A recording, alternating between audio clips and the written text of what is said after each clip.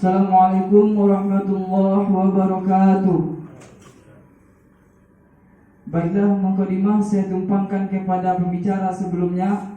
Langsung saja kita lihat CV pemateri kita pada saat ini, yakninya dari ilmu Quran dan tafsir dengan nama Khairul Rashid, jurusan ilmu Quran dan tafsir, NIM 2017-2124. Riwayat pendidikan beliau SDN 08 Pulau Punjung, SMPN 1 Lubuk Alung, Seman 1 Lubuk Alung, dan dilanjutkan dengan Pondok Pesantren Nurul Yakin Ringan-Ringan. Asal daerah beliau yakninya Damasraya, dan dilanjutkan dengan pengalaman organisasi beliau. Yang pertama, Ketua Pramuka SMA Negeri 1 Lubuk Alung. Yang kedua, Menteri Kominfo BEM Staipik Sumbar. Yang ketiga, Gubernur IKT Staipik Sumbar. Yang keempat, founder Progresif Literasi. Yang kelima, founder Gen Perak. Yang keenam, Wakil Ketua 1 Dondon Sanak Padang. Yang ketujuh, beliau juga pernah mengikuti delegasi Musyawarah Nasional BEM seluruh Indonesia di Yogyakarta. Dan lanjutkan dengan beliau juga pernah melakukan pelatihan dai atau tingkat nasional di Lampung. Dan dilanjutkan beliau juga pernah melaksanakan musyawarah wilayah forum komunikasi mahasiswa tafsir hadis di se-Indonesia di Bengkulu. Dan juga pernah mengikuti delegasi pelatihan aktivis mahasiswa Islam di Bandung. Moto hidup beliau, hiduplah karena dan demi cinta. Itulah moto hidup dari beliau. Baiklah, marilah kita dengarkan bersama-sama pengenalan organisasi ilmu Quran dan tafsir dari Gubernur HMJ IKT. Lanjut, Bu.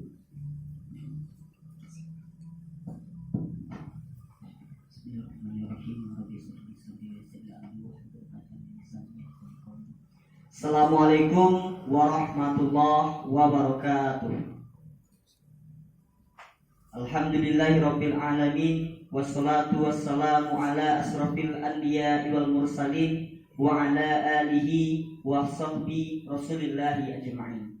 Qala Allah ta'ala fil Qur'anil Karim, a'udzu billahi minasyaitonir rajim. Bismillahirrahmanirrahim.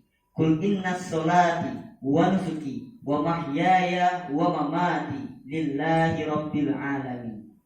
Puji syukur marilah kita harapkan dan doakan kepada Allah Subhanahu wa taala, semoga kita selalu dilimpahi berkahnya, rahmatnya, dan yang terpenting hidayahnya.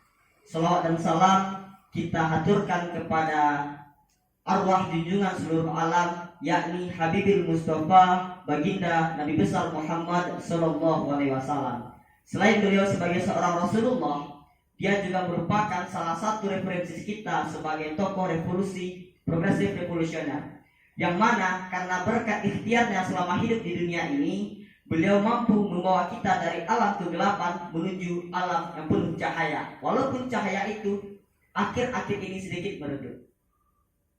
Yang saya hormati Ketua Sekolah Tinggi Agama Islam Pengembangan Ilmu Al-Quran, Wakil Ketua 3 Bidang Kemahasiswaan Sekolah Tinggi Agama Islam Pengembangan Al-Quran, Ketua Panitia Masa Ta'aruf Mahasiswa 2020 beserta jajaran, dan yang paling saya sayangi kawan-kawan calon mahasiswa baru Sekolah Tinggi Agama Islam Pengembangan Ilmu Al-Quran.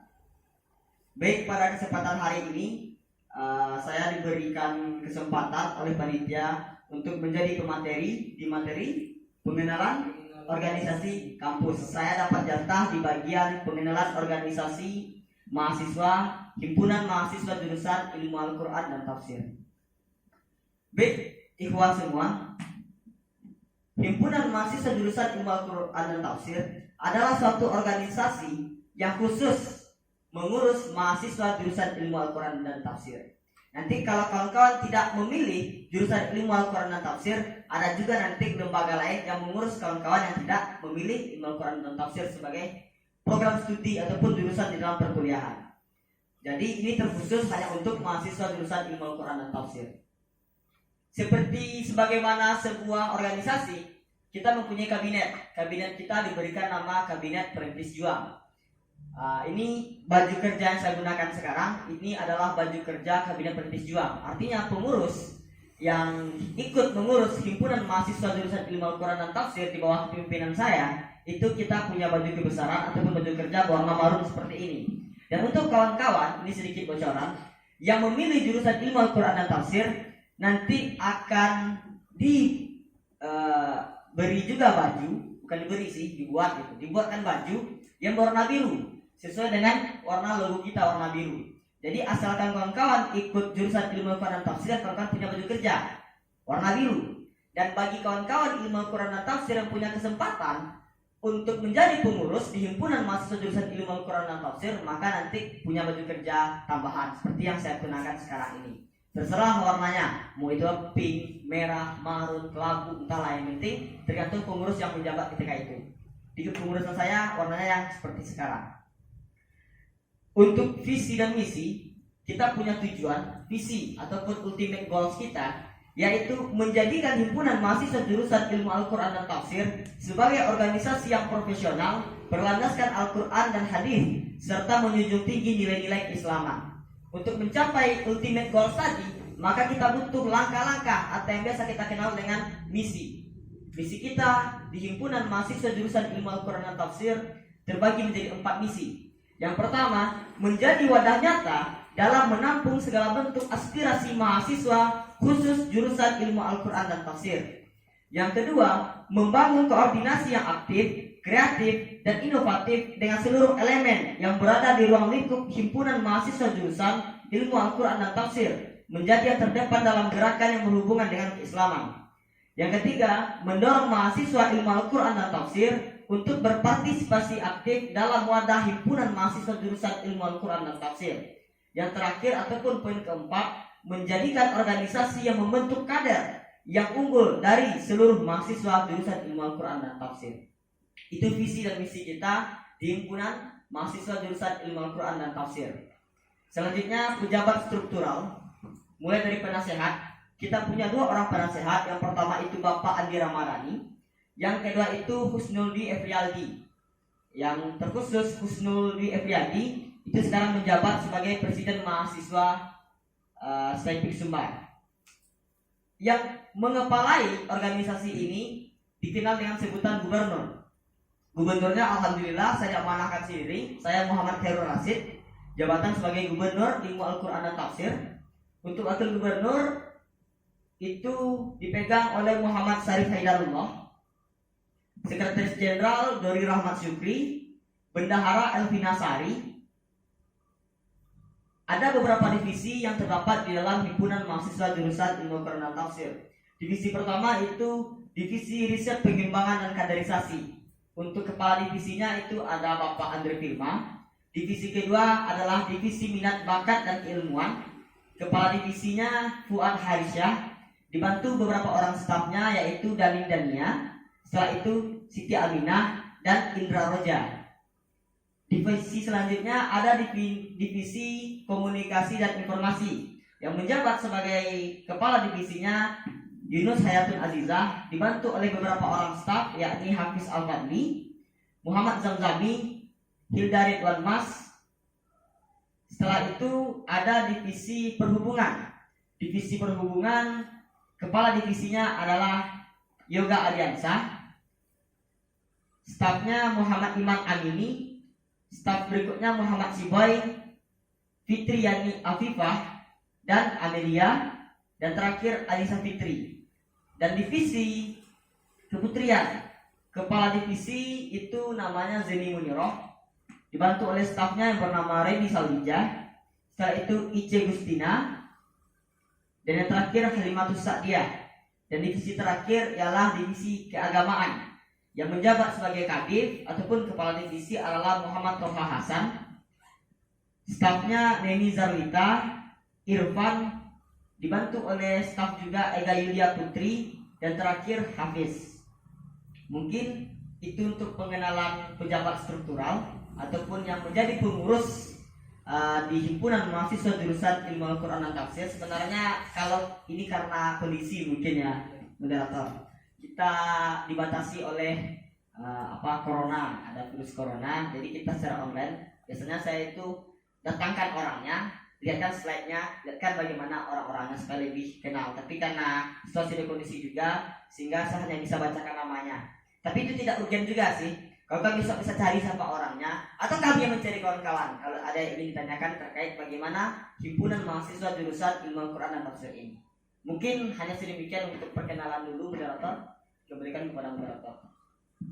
Oke, baiklah. Itulah perkenalan dari Gubernur jurusan Ilmu Quran dan Tafsir STEPIK Sumbar. Baiklah, sebelum kita tutup pertemuan kita kali ini, saya moderator ingin bertanya kepada pemateri sekarang, apa harapan Bapak selaku Ketua Gubernur HMJ IKT, apa harapan Bapak untuk kedepannya untuk mahasiswa yang jurusan IKT? Bagaimana untuk pengenalan organisasi atau bagaimana cara beliau berorganisasi nanti? Ya Pak, silakan ya. Kalau moderator menanya harapan saya, jadi lama diskusi kita, boleh nih? Ya, boleh ya. Oke. Saya nggak punya banyak harapan, dan saya ingin wanti-wanti juga bagi kawan-kawan mahasiswa baru yang mendengar perkataan saya. Mungkin kawan-kawan pernah mendengar ataupun membaca novel Hujan karangan Terili. Di dalam novel tersebut ada seorang pembicara yang tidak ingin sekali didengarkan oleh orang perkataannya. Kenapa? Karena dia selalu membicarakan prediksi-prediksi yang akan terjadi, dan semua dikatakannya itu akan membuat orang takut gitu. Lantas juga Versa Besari pernah mengatakan mayoritas masyarakat Indonesia ini lebih menyukai fiksi yang menyenangkan ketimbang fakta yang menakutkan. Padahal kita hidup di ranah realita. Dan hemat saya, kenapa tokoh yang disampaikan oleh Terelia tadi itu dibenci? Ya karena kalau menurut para filosof kuno, orang yang paling sering dibenci adalah orang yang paling banyak membicarakan kebenaran. Jadi ketika saya berbicara, saya seperti merasa seperti yang di tokoh yang disampaikan Terelia tadi gitu. Nah, jadi kalau kalian memang ingin mendengarkan harapan saya akan memberikan semuanya. Tapi ingat, saya termasuk salah satu orang yang paling banyak dibenci di kampus ini. Entahlah tentang kenapa alasnya, tapi saya hanya mengatakan apa yang saya pikirkan, apa yang saya lihat, apa yang saya dengarkan. Yang pertama, saya rasa kebanyakan mahasiswa di STEPIK, terutama jurusan Ilmu Al-Quran dan Tafsir, itu bukan mahasiswa. Mereka masih siswa. Karena hemat saya, mahasiswa ataupun kawan-kawan terutama yang maba itu berada di fase peralihan ataupun transisi dari seorang siswa menjadi mahasiswa. Kenapa? Kita berangkat dari definisi mahasiswa. Kalau kita pakai landasan konstitusi, kita bisa temukan di dalam Undang-Undang Nomor 12 Tahun 2012 tentang pendidikan tinggi. Mahasiswa itu adalah orang yang sedang menempuh pendidikan tinggi di perguruan tinggi. Kalau nanti dia anak SD itu murid namanya.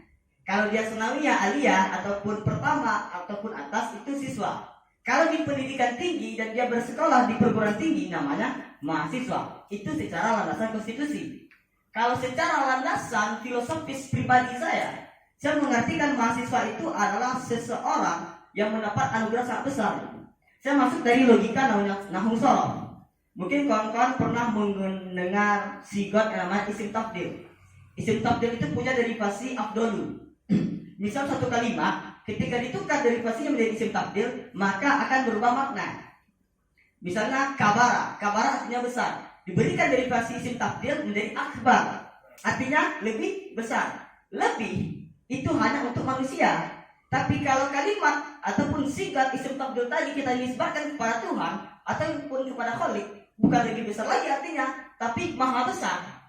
Artinya dari logika ini hanya Khaliklah yang mampu diberi gelar maha. Sedangkan kalau makhluk hanya dengan gelar lebih. Dan kita diberi amanah untuk memakai gelar mahasiswa. Artinya kita yang memang fungsi kita di dunia sebagai khalifah, sebagai wakil Tuhan. Itu yang pertama. Tapi besarnya tanggung jawab kita ini jarang sekali dirasakan oleh mahasiswa. Jangan merasakannya. Sadarnya tidak gitu. Bagaimana ingin tahu ataupun peduli.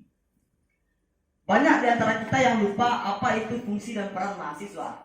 Padahal selalu digalak-galakkan bahwa mahasiswa itu punya fungsi sebagai agent of change, sebagai iron stock ataupun social control. Kenapa begitu? Karena kalau di dalam hierarki sosial kita berada di tingkatan middle class. Kalau low class itu masyarakat, high class itu pemerintah, kita berada di level middle class. Artinya aspirasi masyarakat itu kita sampaikan ke atas, dan adapun keputusan pemerintah yang di atas high class tadi, kita sebagai pengujinya. Kalau ini bagus kita sampaikan kepada masyarakat, bahkan kita harus ikut mensosialisasikannya. Tapi kalau tidak bagus, kita berikan lagi kepada high class, kepada pemerintah. Karena itu kita sebagai agen of change dan agen-agen perubahan. Ingat, memang seluruh pemuda itu harapan bangsa.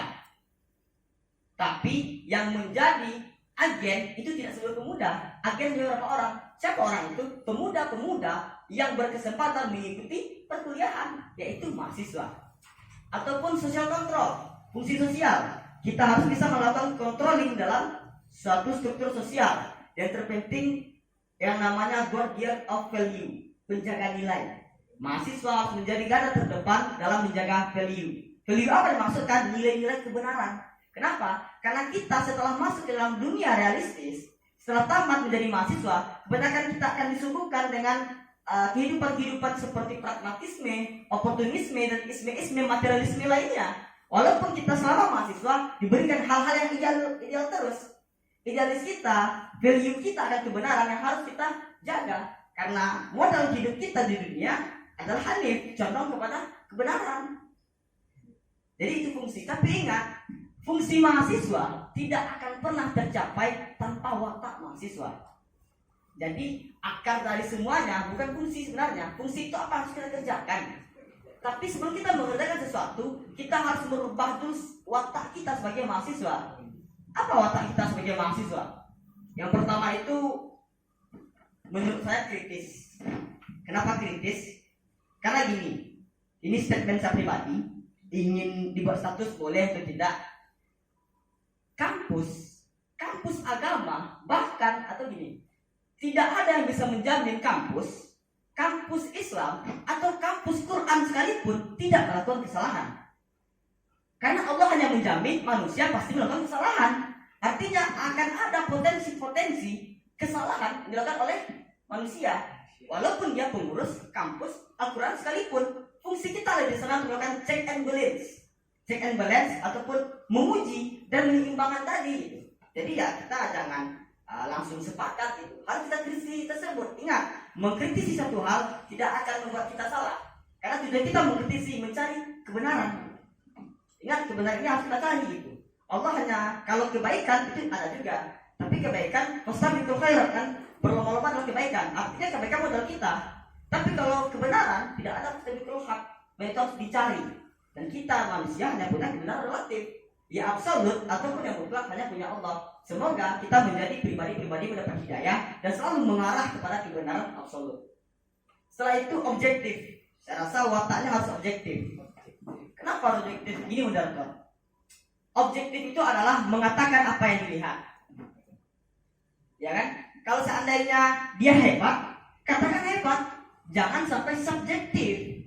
Subjektif itu pikiran kita terpengaruhi karena hal-hal lain gitu. Misal, moderator cerdas, ganteng kan.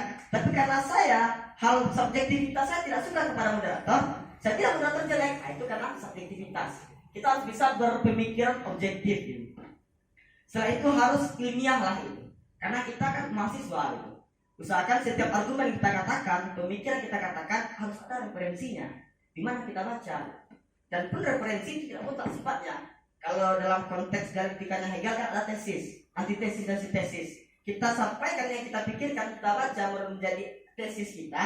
Tanya juga, gitu, diskusikan apa antitesisnya, sehingga kita menemukan yang kita cari selama ini berupa sintesis ataupun kesimpulan akhir yang menjadi jalan tengah di antara tesis dan antitesis. Dan yang terakhir independen. Independen ini ingat, independen itu menurut saya pribadi bukanlah tidak memilih ataupun tidak memihak. Kalau tidak memihak itu namanya apa ya? no comment lah gitu. Tapi independen itu adalah keberpihakan kepada kebenaran. Jadi jangan sampai nanti mahasiswa tergadaikan independensinya. Seperti apa? Ikut kampanye partai politik misalnya gitu, ikut mendukung hal-hal yang berbau menindas rakyat gitu. Seharusnya kita sebagai mahasiswa menjadi pejuang kaum mustadafin, malah kita karena tidak independen akhirnya membelah kaum mustakbirin gitu. Itu salah nanti gitu. Jadi harapan saya mahasiswa Statik Sumbar terkhusus jurusan Al-Quran Tafsir punya watak mahasiswa ini dulu. Yang pertama itu harus kritis, objektif, ilmiah dan independen gitu. Dan kalau perlu, kalau bisa progresif lah gitu. Progresif itu perubahan yang arahnya kebenaran terus gitu. Revolusi progresif revolusioner gitu.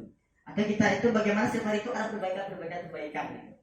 Nah, setelah punya watak itu baru kita jalankan fungsi kita. Agent of change, social control, iron stock, dan guardian of value. Sekaligus check and balance kepada dosen-dosen kita, ataupun pemerintah kita, ataupun teman-teman kita. Sebenarnya semua dilakukan oleh mahasiswa itu adalah kebaikan juga. Dan masih ada waktu sedikit lagi lah. Dan yang paling penting, gini moderator, usahakan bagi kawan-kawan di Statik yang maba, ketika kita melihat satu fenomena, seandainya 10 keburukan, tapi ada satu kebaikan yang kita lihat.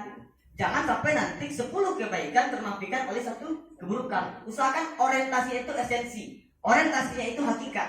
Jangan sampai kita terkecoh oleh hal-hal yang bersifat syariat. Dan juga saya juga miris ketika mahasiswa ilmu Al-Quran Tafsir itu apatis, tidak ingin menjadi aktivis. Kenapa? Karena di Indonesia ini ladang-ladang perjuangan akan selalu ada. Ladangnya pasti ada. Masalahnya kita ingin berjuang atau tidak.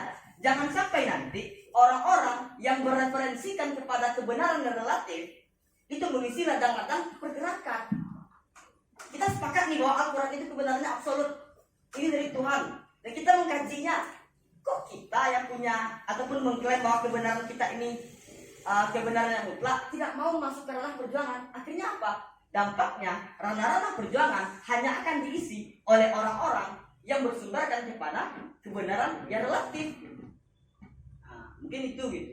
Jadi jangan sampai karena kita sudah belajar Al-Quran, kita meninggalkan dunia organisasi ataupun aktivisme tadi. Malah karena kita telah belajar Al-Quran lah, kita harus turun ke ranah perjuangan, agar perjuangan ini tidak diisi oleh orang-orang yang bersumber kepada referensi yang kebenarannya bersifat relatif.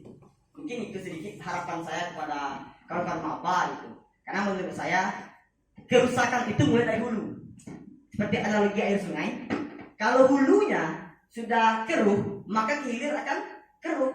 Tapi kalau di tengah keruh, air yang di hulu akan menyatu terus bersihkan akhirnya. Dan ini hulu kawan-kawan yang ingin saya sampaikan, usahakan di hulu ini kita ambil kebaikan terus gitu. Jadi tidak akan ada potensi sampai hilir ada kesalahan. Itu saja moderator harapan dari saya.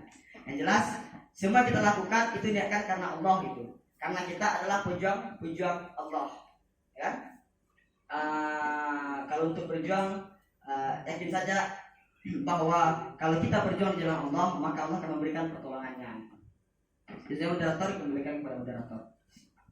Oke, baiklah, terima kasih kita ucapkan kepada Gubernur HMJ Ilmu Quran Tafsir atau IKT yang telah menyampaikan panjang lebarnya tentang organisasi atau kepengurusan HMJ IQT yang langsung diberikan oleh gubernurnya. Baiklah, penutup kita dengarkan dari Gubernur HMJ IQT. Sebelum kita pindah kepada HMJ PAI, mari kita dengarkan dulu penutupan dari Gubernur HMJ IQT. Baik, untuk closing statement yang jelas gini, in tansurullah yansurkum wa yuthabbit aqdamakum. Setelah itu, kul inna sholati wa nusuki wa mahyaya wa mamati lillahi rabbil alamin. Katakanlah, sesungguhnya salatku, wa nusuki perjuanganku, wa mahyaya hidupku dan matiku hanya untuk Allah Subhanahu wa taala. Jadi semua ini adalah perjuangan kita ataupun ikhtiar kita hidup di bumi. Dan seandainya kita ingin berikhtiar, harus didasari oleh niat yang lurus itu.